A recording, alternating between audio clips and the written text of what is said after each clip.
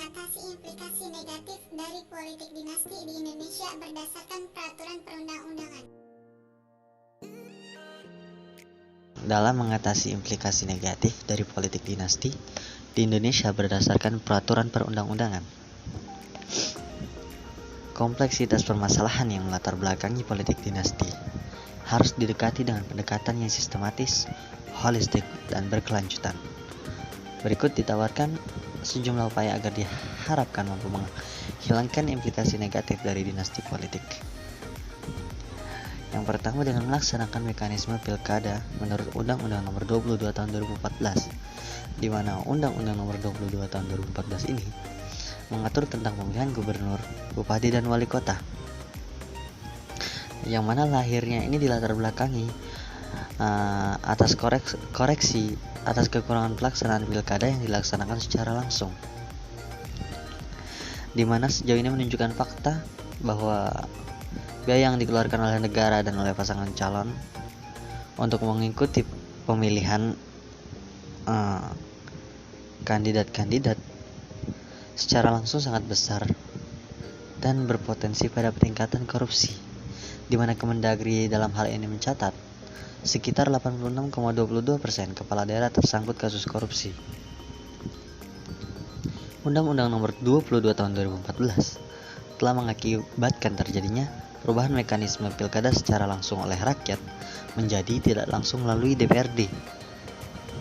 Penyempurnaan terhadap ketentuan peraturan perundang-undangan yang mengatur pemilihan gubernur, bupati, dan wali kota melalui DPRD provinsi dan DPRD kabupaten atau kota dimaksudkan untuk menempatkan mekanisme pemilihan gubernur, bupati, dan wali kota secara demokratis dan menguatkan tata kelola pemerintahan daerah yang efisien dan efektif dalam konstruksi sistem pemerintahan negara kesatuan Republik Indonesia yang berdasarkan asas desentralisasi. Menurut pasal 3 Undang-Undang Nomor 22 Tahun 2014, gubernur dipilih oleh anggota DPRD provinsi secara demokratis berdasar asas bebas, terbuka, jujur, dan adil. Sedangkan bupati dan wali kota dipilih oleh anggota DPRD kabupaten atau kota secara demokratis berdasarkan asas bebas, terbuka, jujur, dan adil. Di mana pilkada ini dilaksanakan setiap 5 tahun sekali secara serentak nasional, dan calon gubernur, calon bupati, dan calon wali kota harus mengikuti uji publik. Pelaksanaan pilkada secara serentak ini dimaksudkan sebagai salah satu cara untuk menghilangkan praktik kecurangan para calon melalui mobilisasi massa pemilih antara daerah. Praktik yang terjadi selama ini, banyak calon kepala daerah yang melakukan mobilisasi massa pemilih dari luar daerah pemilihan agar mendapatkan suara pemilih. Hal lain yang diatur dalam Undang-Undang Nomor 22 Tahun 2014 adalah adanya pengisian wakil gubernur, wakil bupati, dan wakil wali kota. Pengusulan jabatan wakil kepala daerah tidak dilakukan bersamaan dengan pengusulan kepala daerah, namun diusulkan oleh kepala daerah paling lambat 15 hari setelah pelantikan kepala daerah. Hal baru yang diatur dalam undang-undang ini bahwa tidak semua kepala daerah memiliki wakil dan kepala daerah bisa memiliki wakil lebih dari satu orang. Menurut ketentuan pasal 45 Undang-Undang Nomor 22 Tahun 2014, daerah provinsi dengan jumlah penduduk sampai dengan 1 juta jiwa tidak memiliki wakil gubernur. Daerah provinsi dengan jumlah penduduk di atas 1 juta jiwa sampai dengan 3 juta jiwa memiliki 1 wakil gubernur. Dengan provinsi jumlah penduduk di atas 3 juta sampai dengan 10 juta jiwa dapat memiliki 2 wakil gubernur. Dengan daerah provinsi dengan jumlah penduduk di atas 10 juta dapat memiliki 3 wakil gubernur. Sedangkan untuk daerah kabupaten kota dengan jumlah penduduk sampai dengan 100.000 jiwa tidak memiliki wakil bupati atau wali kota. Kabupaten kota dengan jumlah di atas 100 jiwa sampai dengan 250.000 jiwa memiliki 1 wakil bupati atau kota, dan kabupaten atau kota dengan jumlah penduduk di atas 250.000 jiwa dapat memiliki 2 wakil bupati atau wali kota. Dengan melihat ketentuan pasal-pasal dari Undang-Undang Nomor 22 Tahun 2014, penulis mencatat bahwa pemerintah ingin memperbaiki kekurangan yang ada pada pelaksanaan sistem pilkada sebelumnya. Pemerintah ingin meningkatkan kualitas dari calon kepala daerah melalui uji publik dan memberikan persyaratan tertentu untuk menjadi calon kepala daerah atau wakil kepala daerah seperti harus memiliki pengalaman di bidang pelayanan publik. Implikasinya, pilkada berdasarkan Undang-Undang Nomor 22 Tahun 2014 telah mendatangkan pertentangan dari pihak-pihak yang lebih menginginkan penyelenggaraan pilkada secara langsung. Beberapa pakar mencatat bahwa jika pilkada dipilih melalui DPRD, dapat menimbulkan ketidakpercayaan masyarakat terhadap kepala daerah tersebut. Dan pilkada melalui DPRD juga merupakan wujud kemunduran Indonesia sebagai negara demokrasi. Adapun tahap selanjutnya dalam mengatasi implikasi negatif dari dinasti politik, yakni dengan melaksanakan kewajiban Panwaslu berdasarkan amanat Undang-Undang Nomor 7 Tahun 2017, di mana Panwaslu dalam hal ini mempunyai peranan penting dalam terlaksananya pilkada secara fair. Dan adapun kemungkinan kecurangan dalam pilkada semakin berlipat bila mana pihak-pihak yang sebenarnya berperan dalam mendesain dan menegakkan aturan tidak mampu berbuat optimal, yakni dari Panwaslu itu sendiri.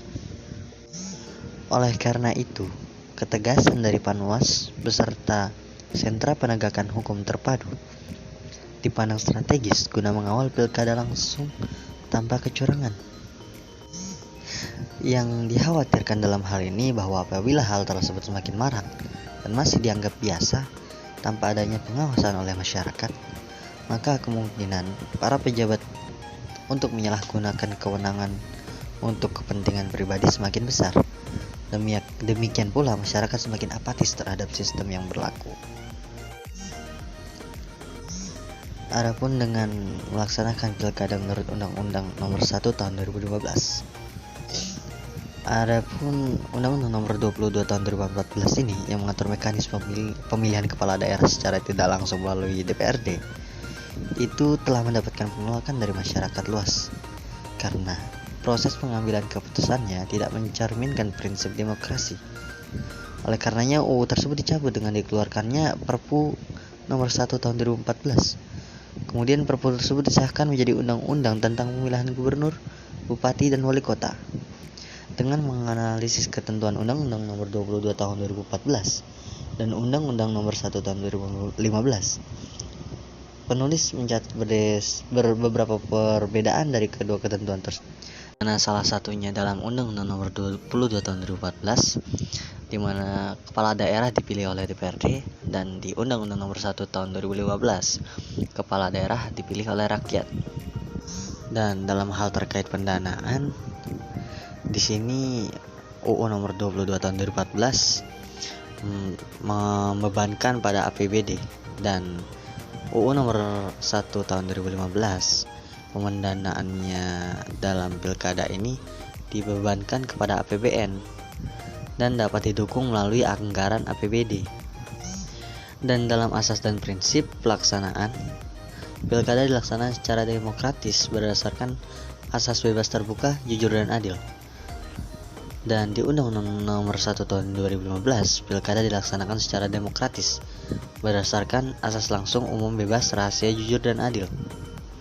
Dan adapun dari segi syarat calon kepala daerahnya, di Undang-Undang Nomor 22 Tahun 2014 ini tidak memiliki konflik kepentingan dengan pertahanan, yaitu tidak memiliki ikatan perkawinan dengan pertahanan atau telah melewati jeda 1 kali masa jabatan. Dan di Undang-Undang Nomor 1 Tahun 2015, di sini tidak memiliki kepentingan dengan pertahanan.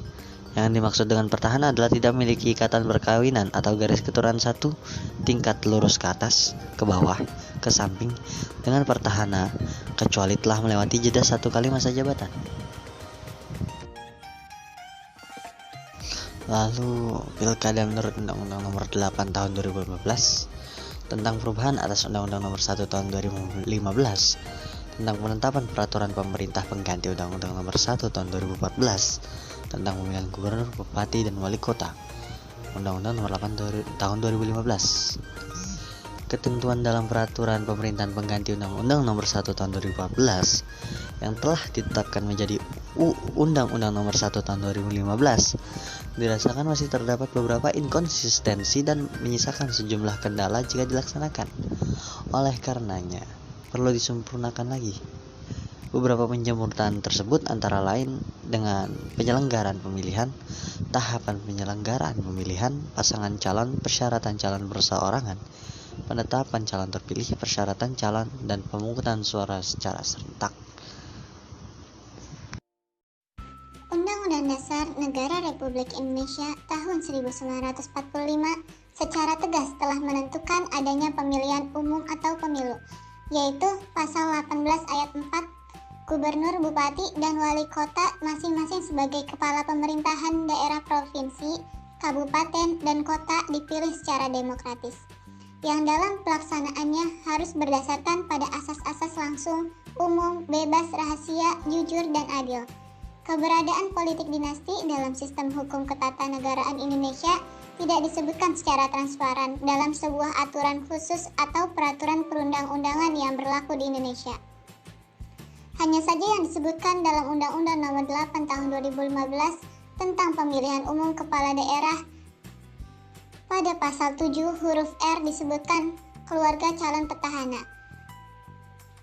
Di dalam penjelasan yang dimaksud dengan tidak memiliki konflik kepentingan dengan petahana adalah tidak memiliki hubungan darah, ikatan perkawinan, atau garis keturunan.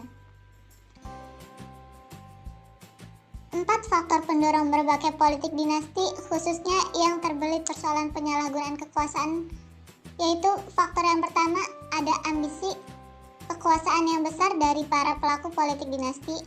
Yang kedua, ada partai politik sebagai kendaraan politik cenderung berperilaku pragmatis. Faktor yang ketiga yaitu budaya politik masyarakat. Faktor yang keempat, ketiadaan regulasi yang membatasi politisi dari suatu dinasti untuk mengikuti kompetisi dalam pemilihan umum atau pilkada. Lahirnya Undang-Undang Nomor 8 Tahun 2015 tentang pemilihan kepala daerah merupakan sebuah tuntutan dari sebagian masyarakat yang tidak menghendaki adanya sistem politik dinasti atau kepala daerah yang memiliki hubungan keluarga dengan penguasa atau petahana dalam pemilihan umum kepala daerah, pemilihan umum anggota legislatif, dan lain sebagainya dalam suatu pemerintahan. Pada prinsipnya, Undang-Undang Nomor 8 Tahun 2015 merupakan aturan yang dapat mencegah menjamurnya politik dinasti di Indonesia.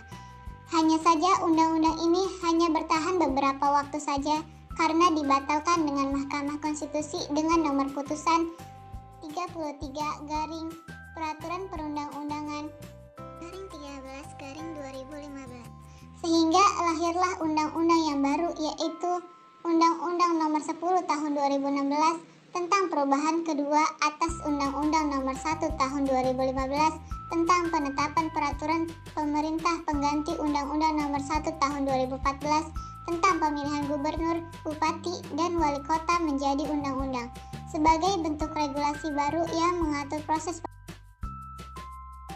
Sekian penjelasan dari kami, semoga dapat bermanfaat. Apabila ada kata-kata yang kurang berkenan, kami mohon maaf. Terima kasih. Wassalamualaikum warahmatullahi wabarakatuh.